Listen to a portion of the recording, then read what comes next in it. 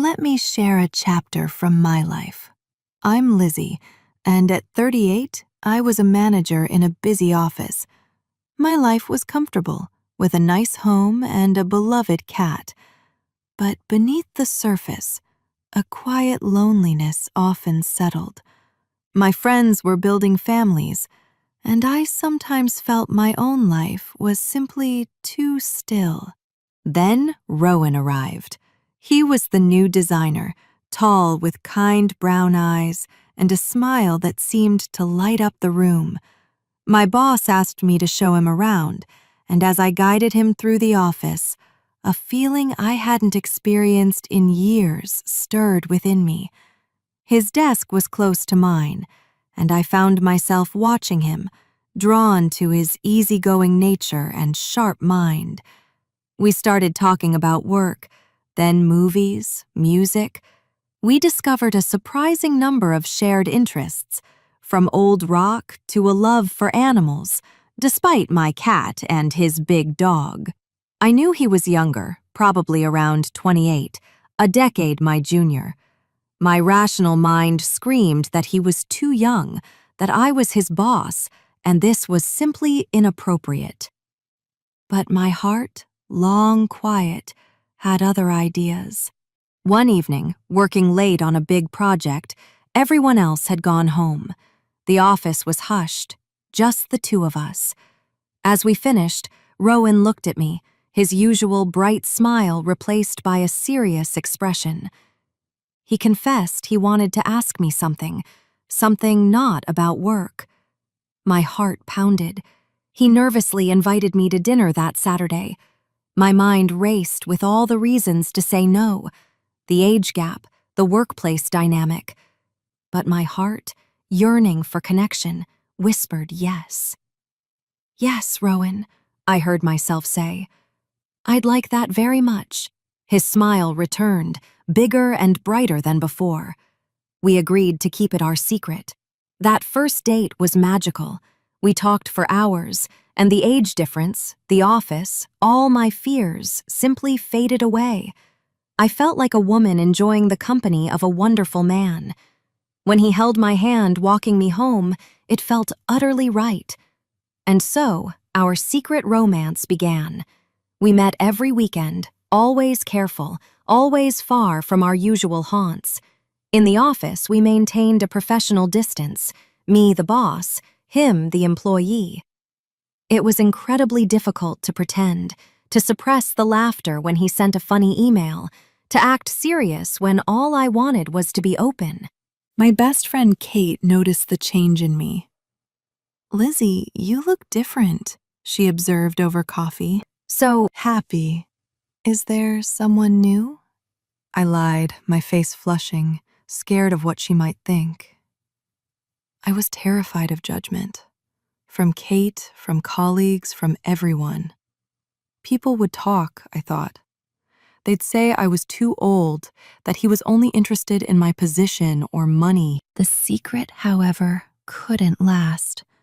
One Friday in the parking lot, Rowan quickly kissed my cheek, a moment of unguarded affection.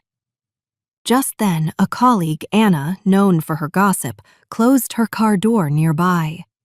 Did she see us? My blood ran cold.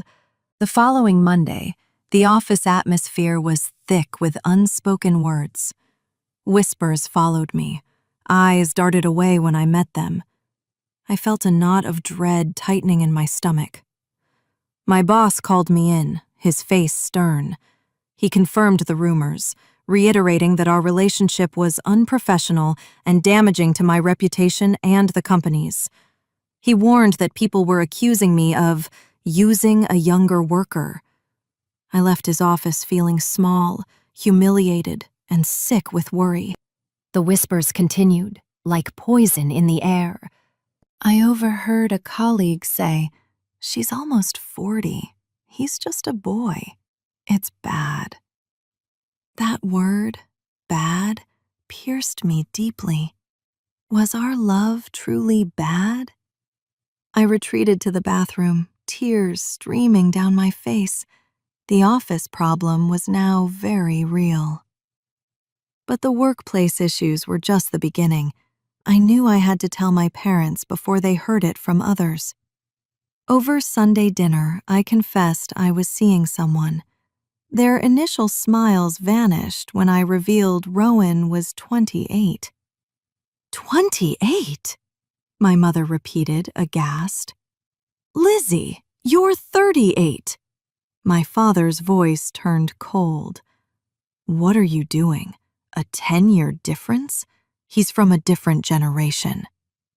They dismissed Rowan as only interested in my money or career, convinced he couldn't genuinely love a woman my age. They didn't listen to my defense of his kindness or intelligence. They only saw the numbers, judging me as foolish. I felt utterly alone. My parents, like my colleagues, had judged me. Rowan, meanwhile, told me his family was surprised but accepting and eager to meet me. This contrast only amplified my sense of isolation. A wall was building between us, constructed by my own family's disapproval. The pressure mounted. The office whispers never ceased, and my parents' calls were constant, always circling back to Rowan's age. I grew exhausted, the constant noise in my head eroding my confidence. Slowly, I began to internalize the negative opinions. Maybe my mother was right. Maybe Rowan, at 28, didn't understand the gravity of a long-term relationship. Perhaps this was just a game for him, and he would soon leave me for someone younger. These dark thoughts consumed me. One evening, Rowan was at my place, cheerfully recounting a story about his dog, but I wasn't truly listening. I was lost in my own anxieties. He stopped, his smile fading. Lizzie, are you okay? You seem far away. Then all my pent-up fear and anger erupted. I'm not okay, Rowan. Do you know what this is like for me? At work, I'm a joke. My parents think I'm stupid.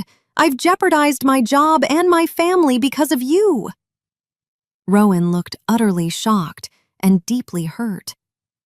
Lizzie, I know it's hard, but we're in this together. We can face these problems as a team.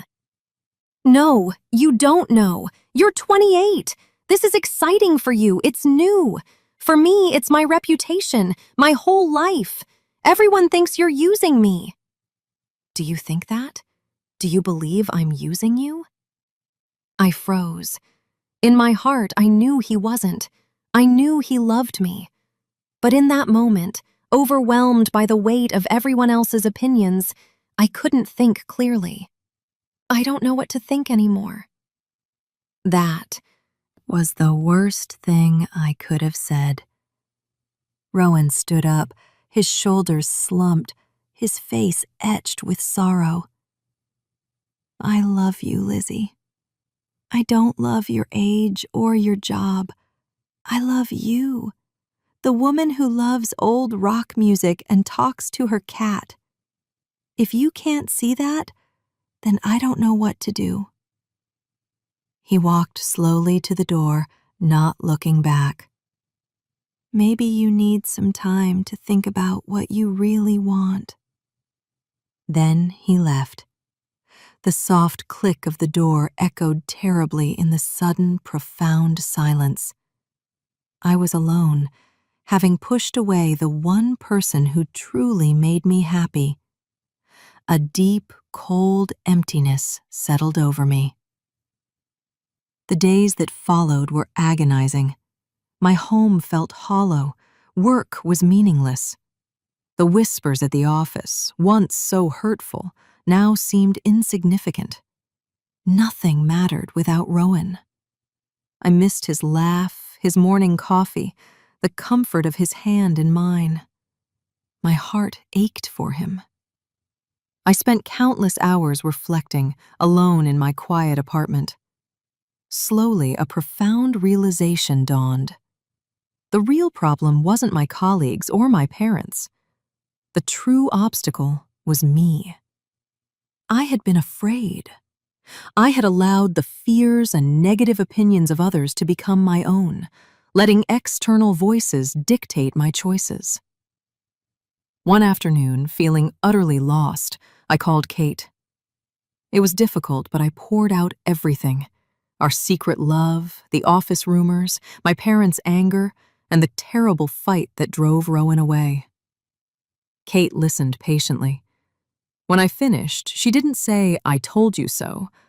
Instead, she asked a simple, powerful question. "Lizzie, forget your parents, your boss, everyone else. Just answer this. When you're with Rowan, are you happy?" Tears streamed down my face. "Yes, Kate. More happy than I've been in years. He makes me feel alive." "And when you're without him, like now, are you happy?" "No, I'm completely miserable." "Well, it sounds pretty simple to me. Your happiness is with him. So what are you going to do about it?" Kate's words were a beacon of clarity. It was so simple. Why had I made it so complicated? I loved Rowan, and he loved me. That was the only truth that mattered. I was a strong, capable woman who had built a good life. Why was I letting other people's fears and gossip destroy my own happiness? I wiped away my tears, a new strength blooming inside me. I wouldn't be a victim of rumors and fear anymore. I would be brave. I would fight for my love. I would fight for Rowan. My hand steady, I picked up my phone. I knew exactly what I had to do. I called Rowan. He answered quickly, his voice cautious. "Lizzie?" "Rowan, can we talk? Can you meet me?" We met at our favorite park, the same one where we'd had our third date. He was sitting on a bench, watching the ducks. He looked tired. I sat beside him. "Lizzie, Rowan, I am so sorry. Everything I said before was wrong. It was my fear talking, not me. I was afraid of what other people thought. I let their words fill my mind, but being without you is infinitely worse than any whisper or bad look." I took his hand. "The truth is, I don't care about the age difference. I don't care what my family thinks. I don't care what people at work say. I only care about you. I love you, Rowan, and I was stupid to let you go." He looked at me for a long moment, then a slow, familiar smile spread across his face. He gently squeezed my hand. "I love you too, Lizzie. I was just waiting for you to see us clearly."